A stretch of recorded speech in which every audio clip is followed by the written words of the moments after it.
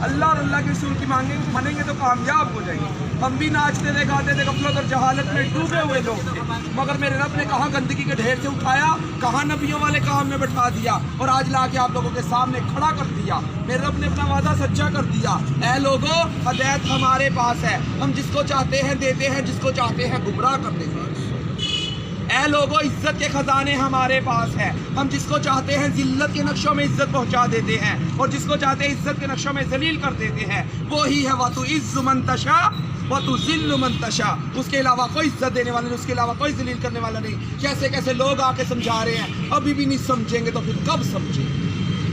اللہ تو ناچنے گانے والوں کو بھیج رہا ہے۔ اللہ کہے گا میں نے علماء بھیجے، مفتی بھیجے، قاری بھیجے، دین کے دائی بھیجے، حتیٰ کہ ناچنے گانے والوں کو بھی ہدایت دے کے آپ کے سامنے کھڑا کر دیا تھا اور وہ بھی یہی کہہ رہے تھے، اے لوگوں اللہ کے حکموں کو مان لو، نبی کے طریقوں پر چل لو، اسی میں کامیابی ہے۔ تو میرے بھائیوں، دین کی بنیاد ہے کلمہ۔ ہم سب نے کلمہ پڑھا ہے، لا الہ الا اللہ محمد الرسول اللہ۔ اس کا مطلب ہے کہ اللہ کے سوا کوئی معبود نہیں، حضرت محمد صلی اللہ علیہ وسلم اللہ کے رسول ہیں۔ وہ معبود برحق جس کی ہم عبادت کرتے ہیں وہ اللہ ہے، جس کے آگے ہم سجدہ کرتے ہیں وہ اللہ ہے، جس نے ہمیں ماں کے پیٹ میں رزق دیا وہ اللہ ہے، جس نے ہمیں دنیا پہ بھیجا ہے وہ اللہ ہے، جو ہمیں دنیا پہ رزق دے رہا ہے وہ اللہ ہے، جس کی طرف ہم نے لوٹ کر جانا ہے وہ اللہ ہے، جو پہاڑوں کا نظام چلا رہا ہے وہ اللہ ہے، جو سمندروں کا نظام چلا رہا ہے وہ اللہ ہے، جو تخت الثرا سے لے کر عرش معلیٰ کا نظام چلا رہا ہے وہ ایک اللہ تعالیٰ ہی کی ذات ہے۔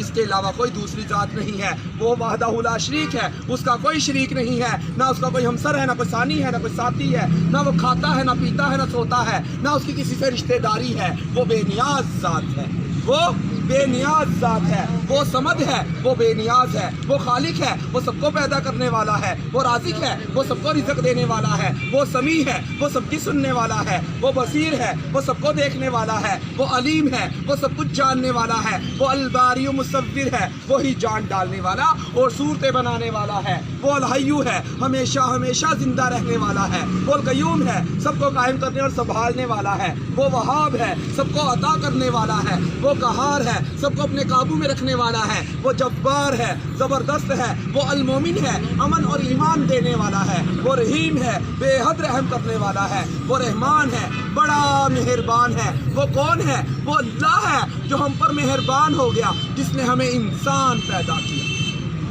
جس نے ہمیں انسان پیدا کیا۔ لوگوں نے ہمیں ہجڑا کہا، خسرا کہا، کھدڑا کہا، کنجر کہا، مگر میرے رب نے کہا جیسا کیسا تیسا ہے، میرا ہے، میں نے بھیجا، انسان بنایا اور قرآن پاک میں قسمیں اٹھا کر لوگوں کو بتایا، والتین والزیتون وطور سینین وہذا البلد الامین۔ اللہ کہہ رہا ہے قسم ہے انجیر اور زیتون کی، قسم ہے صحرائے سینا، طور کے پہاڑ کی۔ حضرت موسیٰ علیہ السلام والا جدھر اللہ سے ہم کلام ہوا کرتے تھے، پھر کہہ رہا ہے اس امن امان والے شہر یعنی مکہ معظمہ کی، پھر کہا لقد خلقنا الانسان فی احسن تقویم، کہ ہم نے انسان کو خوبصورت پیدا کیا۔ تو پھر ہم کون ہوتے ہیں انسانوں میں کمیاں دیکھنے والے، اپنے رب کی تخلیق کی ہوئی چیزوں میں کمیاں نوٹ کرنے والے؟ اللہ کے نبی نے فرمایا اس وقت تک اسے موت نہیں آئے گی جب تک کہ اس کی کمیاں نکال کے اس کے اندر منتقل نہ کر دی جائیں گی۔ رحمان کا کام ہے خوبیاں دیکھنا، شیطان کا کام ہے کمیاں دیکھنا۔ شیطان تو کمیاں دکھاتا ہے، میرے اندر 101 کمی ہے، مجھے دیکھ کر چلو گے تو گمراہ ہو جاؤ گے، اللہ کے نبی کے طریقے کو دیکھ کر چلو گے تو فلاح پر پہنچ جاؤ گے، بامراد ہو جاؤ گے، دہشت ملے گی، جنت ملے گی۔ اس کے لیے تیاری ہو رہی ہے دین کی محنت سے۔ میرے بھائیوں، جن کا وقت نہیں لگا، اگر ہم جیسے لوگ 4 مہینے لگا سکتے ہیں، آپ لوگوں کے لیے کوئی مشکل نہیں ہے۔ یہ ہے کوئی مشکل؟ اگر آپ لوگ نہیں کام کرو گے پھر اللہ ہم جیسے کو ہدایت دے کہ ہم سے دین کا کام لے رہا ہے۔ اللہ تو کسی کا محتاج نہیں ہے، ہم سب اللہ کے محتاج ہیں۔ قرآن پاک میں پڑھ رہے ہیں نا، الم تر کیف فعل ربک باصحاب الفیل، کیا تمہیں معلوم نہیں، کیا تم جانتے نہیں تمہارے رب نے صحاب فیل کے ساتھ، ہاتھیوں کے لشکر کے ساتھ، ابراہ کے لشکر کے ساتھ کیا معاملہ کیا؟ پرندوں کے ذریعہ، ابابیل کے ذریعے ہلاک کیا اور بیت اللہ شریف کی حفاظت فرما کر دکھائی۔ نمرود کو ایک مچھر کے ذریعے ہلاک کیا، جس بادشاہی کے تخت پر بیٹھ کر وہ سجدے کروایا کرتا تھا، اسی بادشاہی کے تخت پر بیٹھ کر اللہ پاک نے اس کے سر میں چھتر لگا کے دکھائے۔